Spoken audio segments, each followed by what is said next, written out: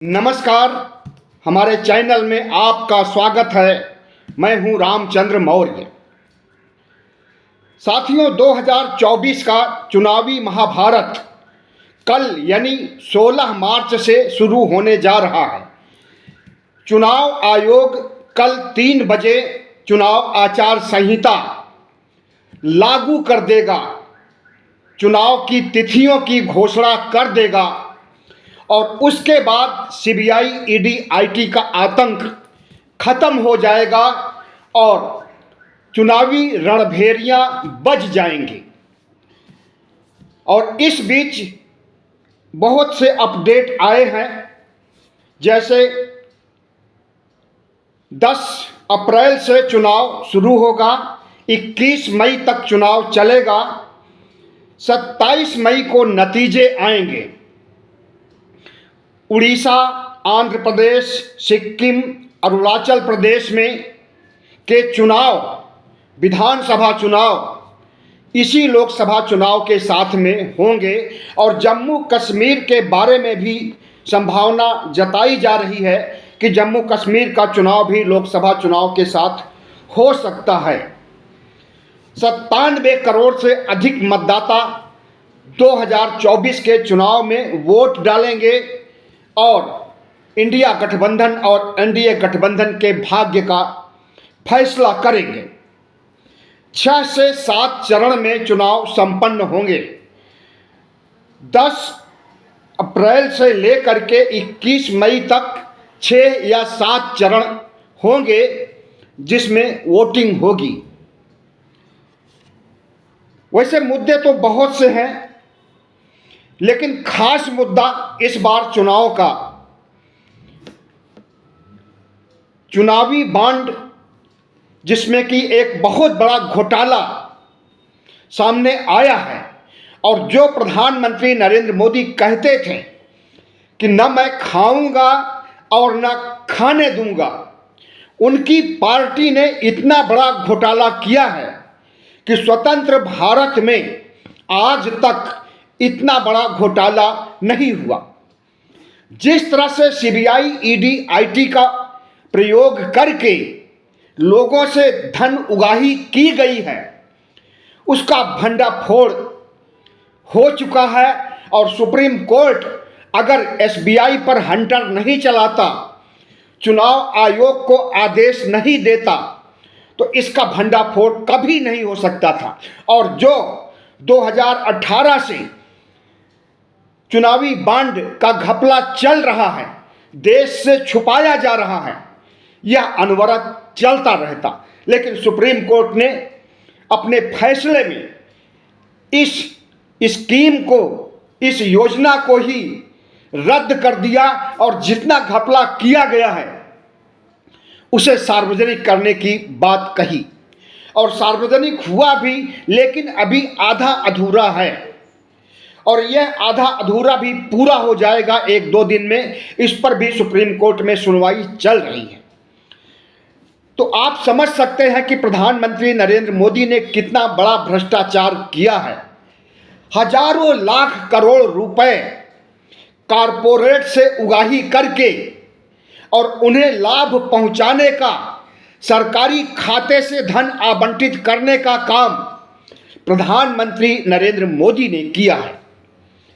16 लाख करोड़ से ज़्यादा कारपोरेट का ऋण माफ किया है और बहुत बड़े धन पर कर्ज की माफी तो की ही गई है, इंटरेस्ट रेट में को भी घटाया गया है। लेकिन इंडिया गठबंधन को ऐसी उम्मीद नहीं थी कि चुनाव के वक्त उसे इतना बड़ा हथियार मिल जाएगा। लेकिन सुप्रीम कोर्ट ने अगर यह हथियार पकड़ा दिया है तो इसे इंडिया गठबंधन जनता के बीच जमीनी स्तर पर ले करके कैसे जाएगा और कैसे समझा पाएगा कि प्रधानमंत्री नरेंद्र मोदी एक बहुत बड़े भ्रष्टाचारी हैं।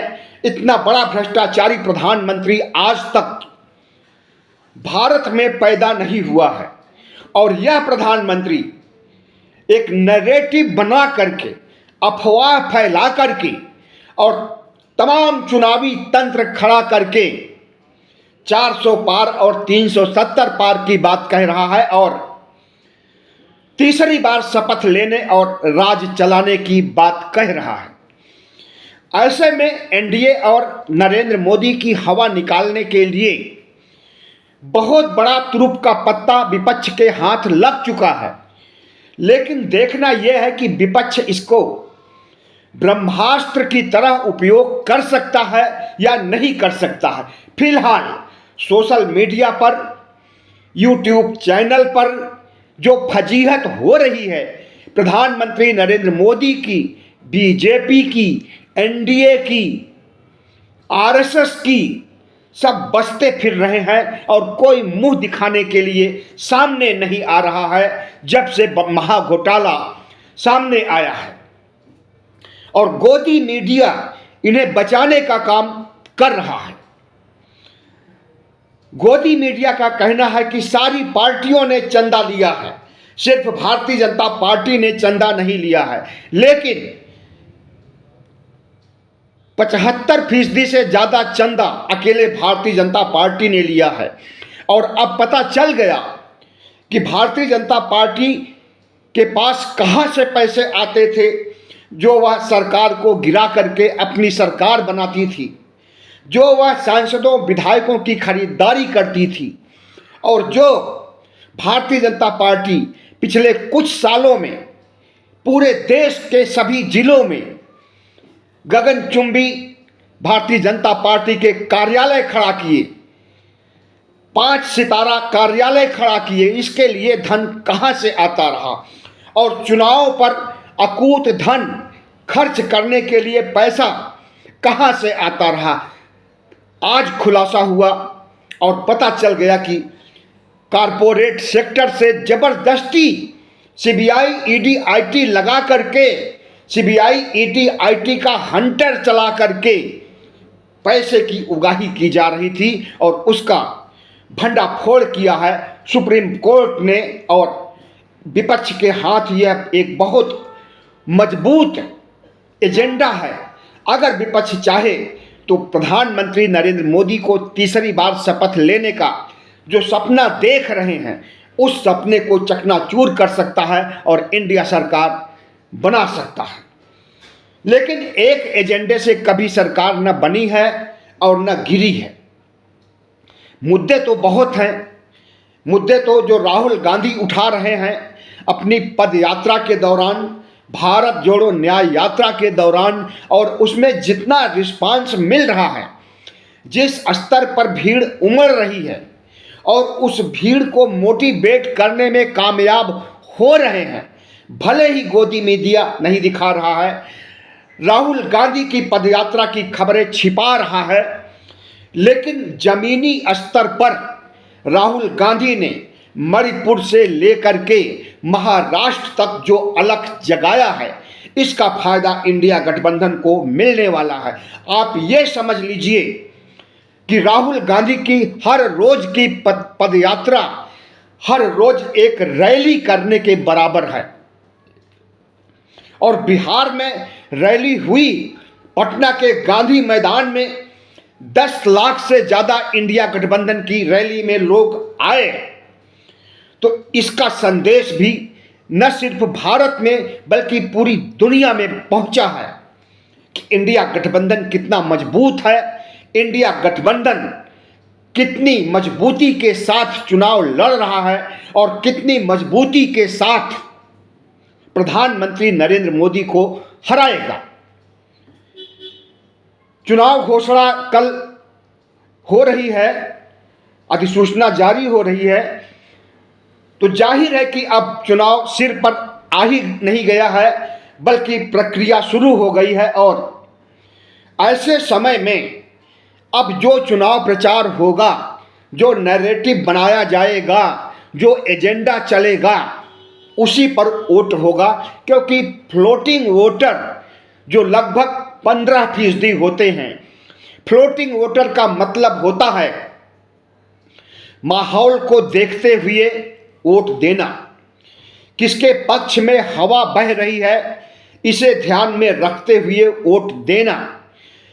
कौन सी पार्टी का पलड़ा भारी है, कौन से गठबंधन का पलड़ा भारी है और कौन सा गठबंधन जीतने वाला है, अपना वोट उसी को देना। अपना वोट हारती हुई पार्टी को न देना और हारती हुई पार्टी को हराना उसका मकसद हो जाता है। और ऐसे वोटर 15% होते हैं और यह किसी भी पार्टी के वोट बैंक नहीं होते हैं, बल्कि माहौल की नजाकत को देखते हुए वोट देते हैं। तो जो नैरेटिव, जो महाघोटाला चुनावी बांड का आया है, इसे देखते हुए फ्लोटिंग वोटर का रुख कैसा होगा। और जो इंडिया गठबंधन की तरफ से राहुल गांधी 1 महीने से ज़्यादा हो गया प्रचार कर रहे हैं, सड़क पर चलते हुए देश की जनता को संबोधित कर रहे हैं, देश की जनता के सुख दुख को सुन रहे हैं और उनके दुख को दूर करने के लिए आश्वासन दे रहे हैं और बच्चों को, वृद्धों को, युवाओं को, महिलाओं को मंच पर साझा करके उनसे अपनी बात कहलवा रहे हैं, तो इसका बहुत बड़ा असर होने वाला है फ्लोटिंग वोटर पर। और जिस तरह से देश में तबाही का आलम है, किसान आंदोलनरत है। आपने देखा कि दिल्ली के बॉर्डर पर, पंजाब, हरियाणा, राजस्थान, उत्तर प्रदेश के बॉर्डर पर किसान कितना सक्रिय है और अपनी बात मनवाने के लिए, एमएसपी की गारंटी पाने के लिए प्रधानमंत्री नरेंद्र मोदी को चुनौती दे रहे हैं कि मोदी तुम्हारी खैर नहीं, इंडिया से बैर नहीं, मोदी तेरी खैर नहीं। और वोट पर चोट करने की बात और मोदी सत्ता को उखाड़ कर फेंक देने की बात, अडानी अंबानी के किले को ढहाने की बात किसान कर रहे हैं। बेरोजगार भी आंदोलनरत हैं। बेरोजगारों के सामने जो समस्या आज़ादी के बाद से लेकर के इतनी समस्या कभी नहीं आई और हर घंटे अगर एक बेरोजगार आत्महत्या कर रहा है और उसे नौकरियां नहीं उपलब्ध कराई गई हैं, नौकरियां होते हुए भी नौकरियां नहीं दी जा रही हैं। अगर राहुल गांधी की माने, सरकारी दस्तावेजों की माने, तो 30 लाख से ज़्यादा नौकरियां, सरकारी नौकरियां खाली पड़ी हैं केंद्र सरकार के अंतर्गत और तमाम राज्य सरकारों के अंतर्गत नौकरियों की कमी नहीं है। लेकिन उन नौकरियों पर बहाली नहीं की जा रही है, भर्ती नहीं की जा रही है, इसलिए क्योंकि बहाली करने में पैसा लगेगा और फिर वेतन देने में भी पैसा लगेगा। वेतन देने की स्थिति में राज्य सरकार और केंद्र सरकार नहीं है। आपको हम याद दिलाएं कि अकेले बिहार में पिछले कुछ महीनों में 5 लाख सरकारी नौकरियां दी गई हैं, तो वहां पर जो वैकेंसियां थी उसे भरा गया है। लेकिन दूसरे राज्यों में, खास करके डबल इंजन के राज्यों में और केंद्र सरकार में बहाली जानबूझ करके नहीं की जा रही है, क्योंकि वेतन देना पड़ेगा। इसी तरह से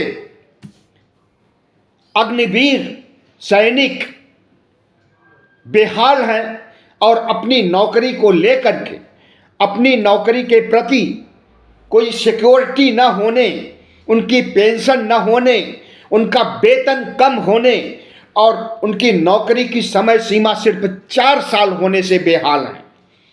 अगर वह लड़ाई के दौरान मारे जाते हैं तो उन्हें शहीद का दर्जा भी नहीं मिलता है। ऐसे में अग्निवीर अलग आंदोलनरत हैं।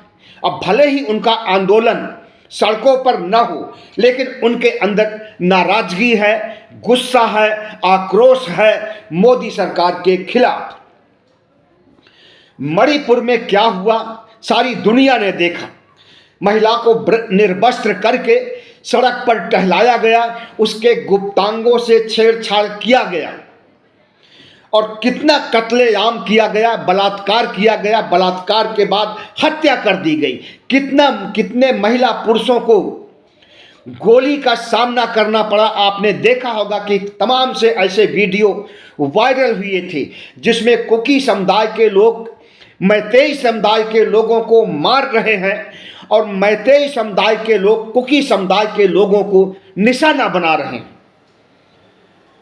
200 से ज़्यादा मौतें, लगभग 200 मौतें तो सरकारी आंकड़े हैं, लेकिन सरकारी आंकड़े सच नहीं होते हैं। सरकारी आंकड़े कई गुना कम करके दिखाए जाते हैं, असलियत कुछ और होती है। कितने लोग बेघर बार हुए हैं, कितने लोग दर दर की ठोकरें खाए हैं और कितने लोग मणिपुर के गृह युद्ध में से त्रस्त हैं। क्या वो नरेंद्र मोदी को वोट देंगे? और इतना निश्चित है कि मणिपुर की हवा पूरे नॉर्थ ईस्ट में गई है और नॉर्थ ईस्ट से कुल 25 सीटें आती हैं। 25 सीटें में कितनी सीटें नरेंद्र मोदी जीत पाएंगे? 2014 और 2019 में तो ज़्यादातर सीटें जीत करके लाए थे, लेकिन इस बार मणिपुर की वजह से, मणिपुर के कलंक की वजह से नरेंद्र मोदी को कितनी सीटें मिलेगी 25 सीटों में, यह तो समय बताएगा। लेकिन अभी जो अनुमान लगाया जा रहा है उससे यही कहा जा रहा है कि 5-6 सीटों से ज़्यादा नॉर्थ ईस्ट में भारतीय जनता पार्टी को नहीं मिलने वाला है। एक बात बता दें आपको कि कांग्रेस जरूर जर्जर हो गई है, लेकिन वह अखिल भारतीय स्तर पर पार्टी आज भी है। कांग्रेस दक्षिण भारत में है, कांग्रेस उत्तर भारत में है, कांग्रेस नॉर्थ ईस्ट में है, कांग्रेस पूरे देश में है। और जिस तरह से मृतप्राय बना दिया गया था कांग्रेस को, उसे उठा करके खड़ा करने में राहुल गांधी ने एक सक्रिय भूमिका निभाई है। दो बड़ी पदयात्राएं कन्याकुमारी से कश्मीर तक, मणिपुर से महाराष्ट्र तक आयोजित करके जिस तरह से राहुल गांधी ने अपने पौरुष और ताकत का परिचय दिया है, अपने कद को बढ़ाया है, कांग्रेस के कद को बढ़ाया है, इंडिया गठबंधन के कद को बढ़ाया है, उसे आप अच्छी तरह से समझ सकते हैं। लेकिन भारतीय जनता पार्टी भले ही 303 सीटें लेकर के 2019 में नंबर 1 की पार्टी भारत की बन गई हो, भारत की ही नहीं, वह तो अपने को दुनिया की नंबर 1 पार्टी मानती है, लेकिन वह नंबर 1 पार्टी दक्षिण भारत से गायब है, नॉर्थ ईस्ट से गायब हो चुकी है अपने करतूतों के चलते। मणिपुर के कलंक की वजह से आज तक प्रधानमंत्री नरेंद्र मोदी वहां मणिपुर नहीं गए और लोकसभा चुनाव में भी नहीं जाएंगे। कौन सा मुंह दिखाने जाएंगे मणिपुर के लोगों को, नॉर्थ ईस्ट के लोगों को, जिसने बलात्कार करवाया है, जिसने दंगा करवाया है, जिसने महिलाओं का सरेआम प्रदर्शन कराया है नंगा करके।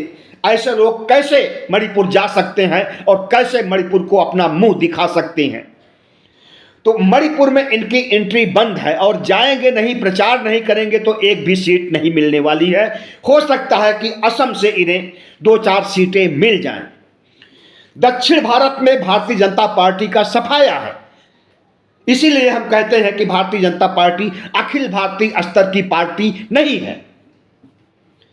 केरल में इनकी कितने सीटें आती हैं? एक भी नहीं। तमिलनाडु में इनका समझौता AIDMK से था, लेकिन AIDMK इन्हें लात मार करके चली गई और इनका साथ छोड़ दिया। क्यों छोड़ दिया?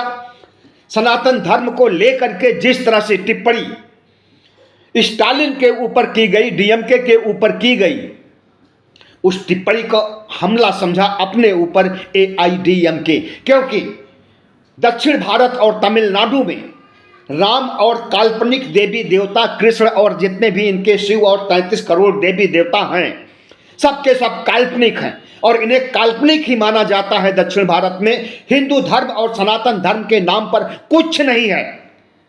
दक्षिण भारत में धार्मिक ध्रुवीकरण का इनका मुद्दा बिल्कुल नहीं चल सकता है दक्षिण भारत में।